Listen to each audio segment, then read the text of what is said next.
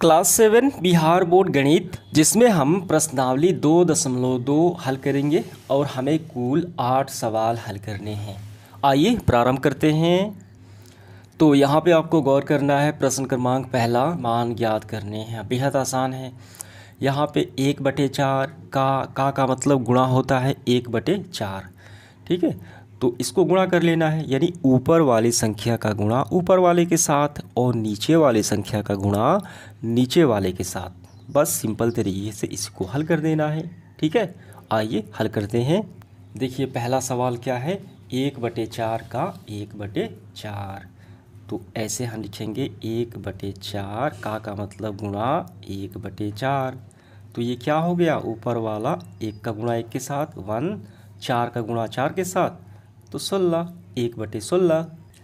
ठीक है, और ये कहीं से कैंसिल आउट भी नहीं हो पाएगा, यानी ये ज्यों का त्यों रहेगा। 1/16 हो गया इसका उत्तर।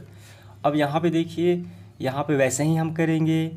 3/5 का मतलब गुणा 1/4। 3 का गुणा 1 के साथ 3, 5 का गुणा 4 के साथ 20। देखिए ये भी कहीं से कैंसिल आउट नहीं हो पाएगा, तो इसका आंसर हम यही रखेंगे। इसके बाद देखिए प्रश्न क्रमांक सी, 4/3 का 1/4। तो वैसे ही करना है। 4/3 का मतलब गुणा 1/4। ठीक है, तो 4 का गुणा 1 के साथ 4 होगा, 3 का गुणा 4 के साथ 12 होगा।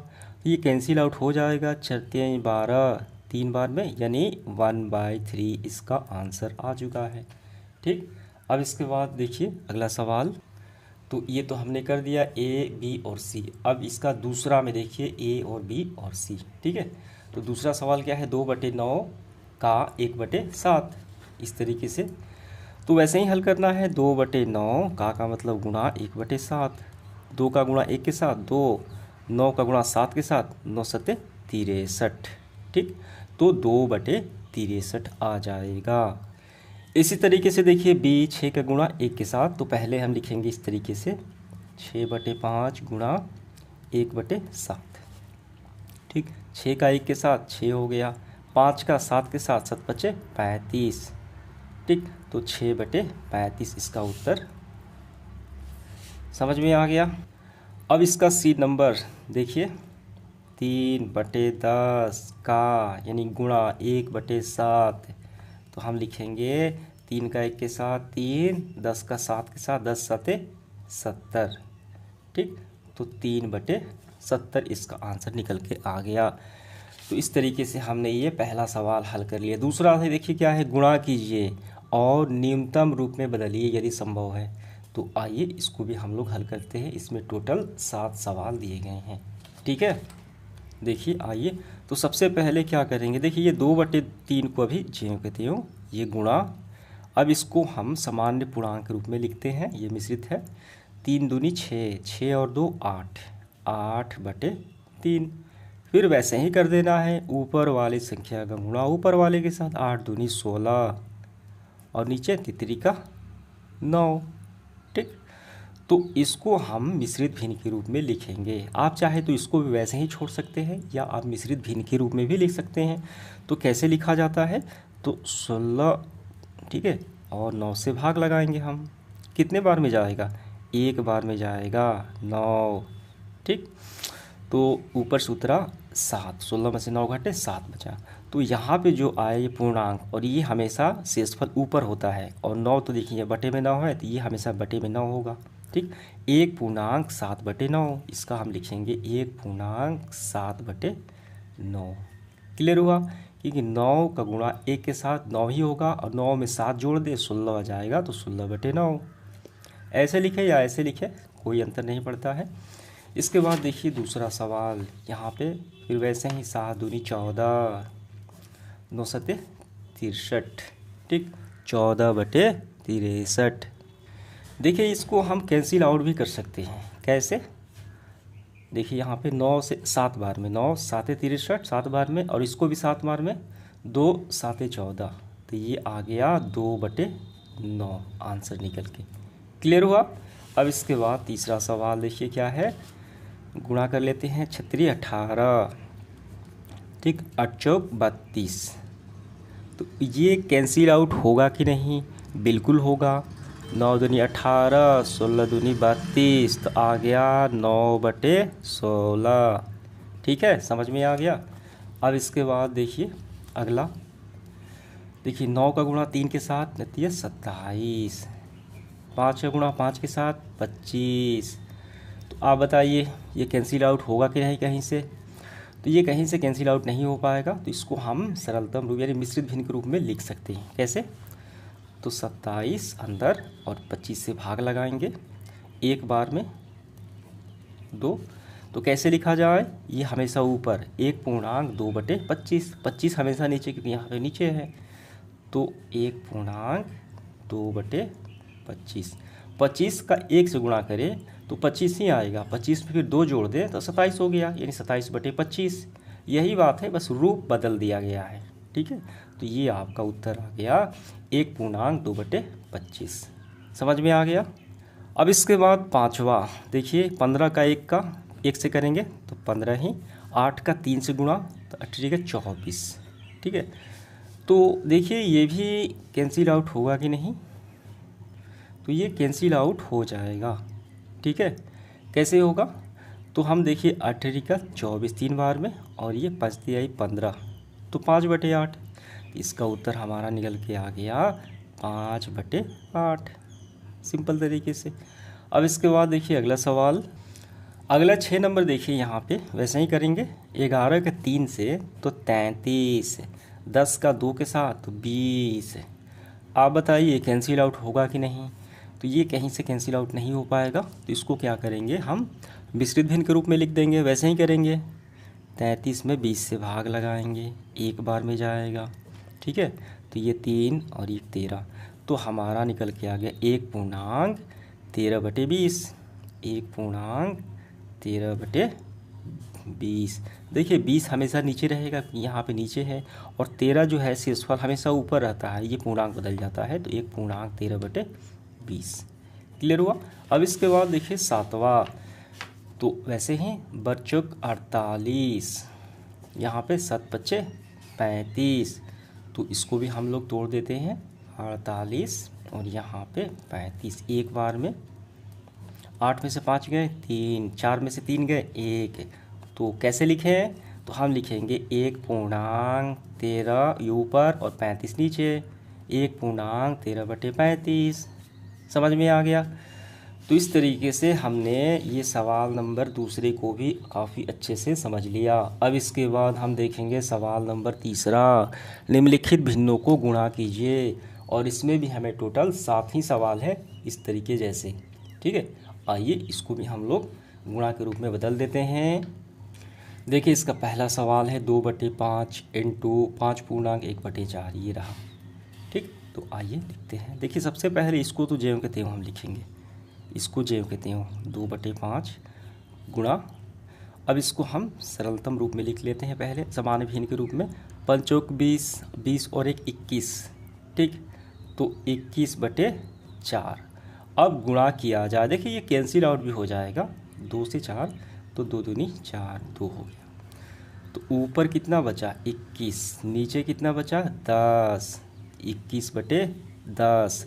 अब इसको हम मिश्रित भिन्न के रूप में लिख देते हैं, भाग लगा लेते हैं। यहाँ पे देखिए आपको रफ में भाग लगाना है, सामने नहीं लगाना है। 10 दूनी 20, ठीक है, तो 1 बचा। तो इसका क्या निकल के आ गया 2.1/10। तो इसका हम लिखेंगे 2.1/10। ऐसे 10 दूनी 20 और 20 और 1 21, 21/10। तो ये हमारा उत्तर निकल के आ गया। समझ में आ गया। अब इसी तरीके से देखिए दूसरा सवाल, इसको भी देखिए सामान्य भिन्न के रूप में लिखते हैं। 6×5 = 30, 30 और 2 32। ठीक है, तो 32/5 इंटू 7/9। तो ये कहीं से कैंसिल आउट होगा क्या? बिल्कुल भी नहीं हो पाएगा। ठीक है, तो इसको हम क्या करेंगे, इसको हम गुणा कर लेते हैं। देखिए 7 दूनी 14 के 4, 17 का 21 और 1 22। ठीक है, 224, 9×5 = 45। तो इसका हम देखिए इसको हम मिश्रित भिन्न के रूप में लिखेंगे। 24 को भाग लगाएंगे 45। देखिए अगर हम 5 बार में लगाते हैं तो 225 आता है, तो वो नहीं जा पाएगा क्योंकि ये 224 है। इसको हम 4 बार में ले जाते हैं तो 180 आ जाएगा। ठीक है, तो 4 में से शून्य ये 4 ही होगा। अब यहाँ पे देखिए ये हासिल दिया, तो 12 में से 8 गए तो ये 4, ये ख़त्म, 44 आ गया। ठीक, तो हम ऐसे लिखेंगे 4 पूर्णांक 44/45। ठीक, तो आइए लिखते हैं इसका लिखेंगे 4 पूर्णांक 44/45। समझ में आ गया, तो ये आपका उत्तर आ गया। अब इसके बाद देखिए तीसरा, इसका भी वैसे ही हम हल करेंगे 3/2 जो कहते हैं गुणा। अब इसको भी बचते हैं 15, 1 16, 16/3। अब यहाँ पे देखिए 3 से 3 कैंसिल आउट, ये 2 8 बार में, तो इसका सिंपल तरीके से निकल के आ गया 8 ऊपर और नीचे कुछ नहीं बचा तो 1। ठीक, या आप इसको 8 भी लिख सकते हैं, कोई दिक्कत वाली बात नहीं हो पाएगी। ठीक, तो 8 हो गया। बटे में 1 लिखिए या ना लिखिए वही एक ही बात है। अब इसका देखिए चौथा सवाल, ठीक वैसे ही करना है। तो पहले 5/6 गुणा 7 दूनी 14, 14 और 3 कितना 17, 17/7। देखिए ये भी कैंसिल आउट नहीं हो पाएगा, तो इसको गुणा कर लेते हैं ऊपर वाले की संख्या का ऊपर वाले के साथ। 17×5, ठीक 17×5 कितना होता है 85, 85, 7×6 = 42। ठीक, तो ये कैंसिल आउट होगा कि नहीं, तो ये नहीं हो पाएगा। तो हम क्या करेंगे, फिर वैसे ही करेंगे, भाग लगा देंगे। ठीक, एक बार में 42। देखिए 42 दूनी कितना होता है 84। ठीक, तो एक बार में ना जाके ये 2 बार में चला जाएगा, 2 बार में जा सकता है 84, 84। ठीक, आपको अच्छे से लिख लेना है यहाँ पे। तो 85 में से 84 घटे 1 हुआ, तो हम लिख लेंगे इसको 2 पूर्णांक 1/42, क्योंकि 42 दूनी 84, 84 1 85, 85/42। समझ में आ गया। अब इसके बाद देखिए पांचवा सवाल। ठीक, बचती है 15, 15 और 2 17, तो 17/5 गुणा 4/7। तो ये भी कहीं से कैंसिल आउट नहीं हो पाएगा। 17×4 कितना होता है 17×4 64। ठीक है, 7×4 28, 7×4 68 होता है, 7×4 28 के 8 है। और फिर 4 से गुणा करें 4 और 4 और 2 6, 68, 7×5 35। तो इसको फिर हम भाग लगाएंगे 68 में 35 का, 35 तो भी 70, 2 बार में 70 हो गया, लेकिन ये कम है, एक बार में 35। 8 में से 5 गए 3, 3 में से 3 गए 3। ठीक, तो इसका हम लिख लेंगे 1 पूर्णांक 33/35। समझ में आ गया। अब इसके बाद देखिए 6 नंबर सवाल क्या है, फिर वैसे ही करेंगे। 5 दूनी 10 और ये 3 13, 13/5 और यहाँ पे 3। ठीक, तो देखिए बटे में 1 हम कर सकते हैं। 13 तिया कितना होता है 13 दूनी 26, 39 और ये 5। ठीक, तो इसको हम कैसे लिखें, इसको हम लिख सकते हैं, फिर वैसे ही लिखेंगे 39 में 5 से। देखिए कितने बार में जाएगा, तो ये हम लेते हैं 7 बार में। ठीक है, 8 बार में देखिए 40 हो जाएगा, तो 35 होगा। 35 और 4 39, तो ये हम लिखेंगे 7 पूर्णांक 4/5। 5 हमेशा नीचे, इस तरीके से। समझ में आ गया। शेषफल हमेशा ऊपर लिया जाता है, ये पूर्णांक में ये हमेशा नीचे लिया जाता है। तो इस तरीके से हमारा उत्तर आ गया। अब इसके बाद देखिए इसका आखिरी सवाल है 8वां।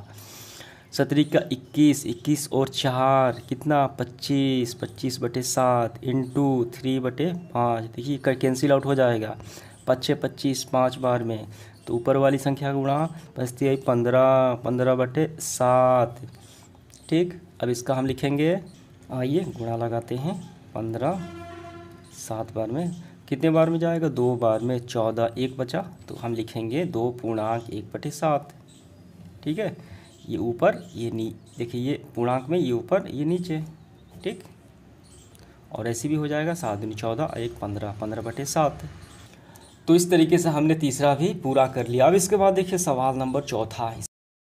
इसके बाद देखिए आगे बढ़ते हुए चौथा सवाल, कौन बड़ा है। यहाँ पे पहला सवाल है 3/4 का 2/7 ये बड़ा है, अथवा 5/8 का 3/5 ये बड़ा है कि ये बड़ा है। हमें यही बताना है कौन सी बड़ी संख्या, ठीक है। तो कौन सी बड़ी भिन्न है। आइए इसको हल करते हैं। देखिए इसके प्रत्येक स्टेप को काफ़ी ध्यान से समझना है। 3/4 तो लिखेंगे 3/4 का मतलब क्या होता है, गुणा 2/7, ठीक है। अब इसके बाद देखिए यहाँ पर भी है 5/8 का मतलब गुणा, यहाँ पे 3/5, ठीक। अब इसके बाद देखिए यहाँ पे ये कैंसिल आउट होगा, 2 दूनी 4, ये 5 से 5 कैंसिल आउट। ऊपर कितना बचा, ऊपर बचा 3, नीचे 7 और 2 यानी 7 दूनी 14, तो यहाँ पे 3/14, ठीक है। और यहाँ पे कितना, ऊपर बचा 3 और नीचे बचा 8, ठीक। देखिए अब हमें बताना है बड़ा कौन सा है, ठीक। देखिए आप चाहे तो भाग लगाकर इसको हम पता कर सकते हैं 3/14 से, ठीक, और 3/8 से। तो एक आसान तरीका है, ट्रिक है कि अगर अंश बराबर हो, देखिए इसका अंश 3 है और इसका अंश 3 है, अंश बराबर हो और हर जितना छोटा हो तो वो बड़ी संख्या होती है।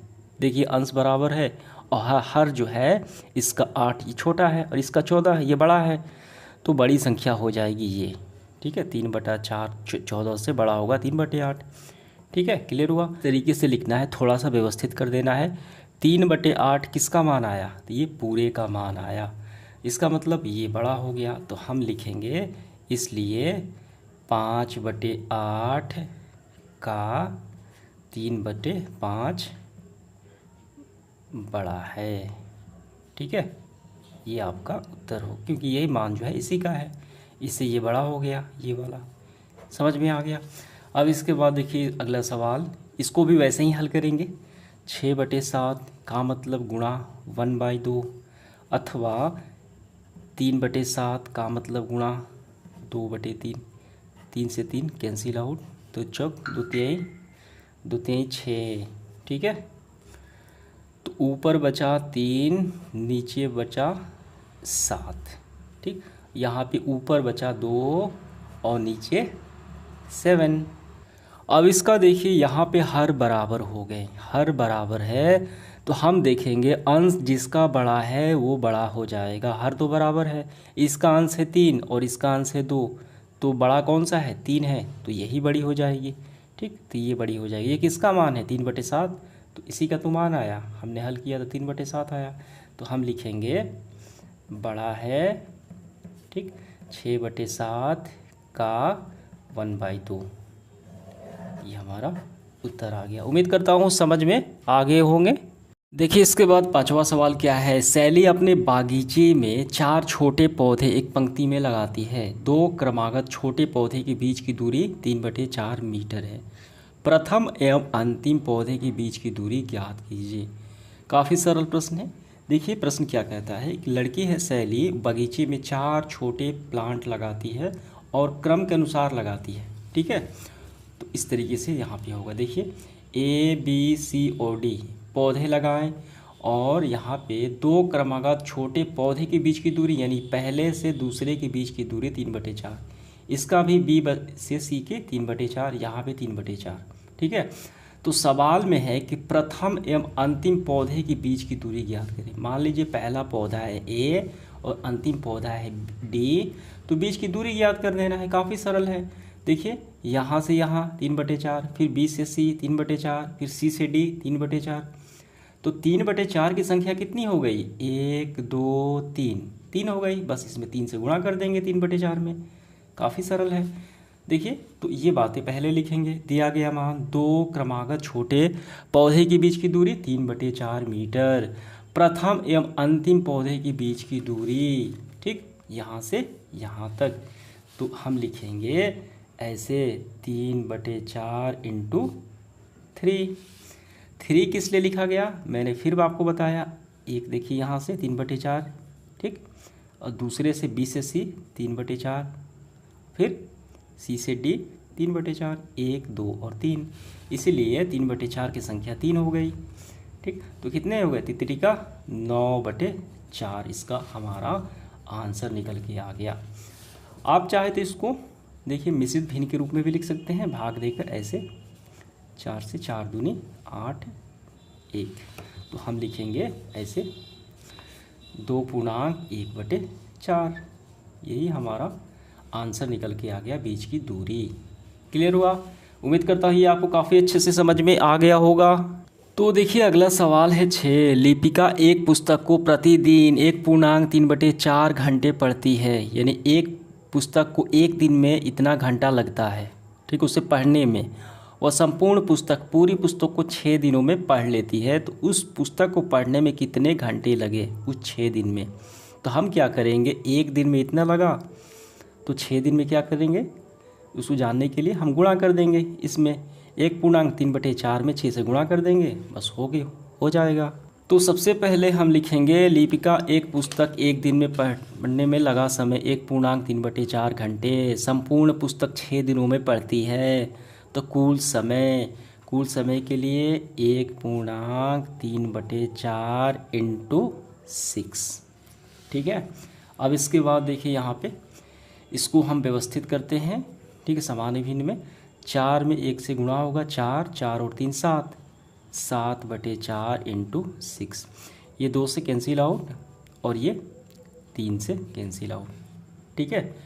तो ऊपर देखिए कितना बचा, 7 का 21 और नीचे 2, ठीक है। अब इसको देखिए हम मिश्रित भिन्न के रूप में लिख देते हैं।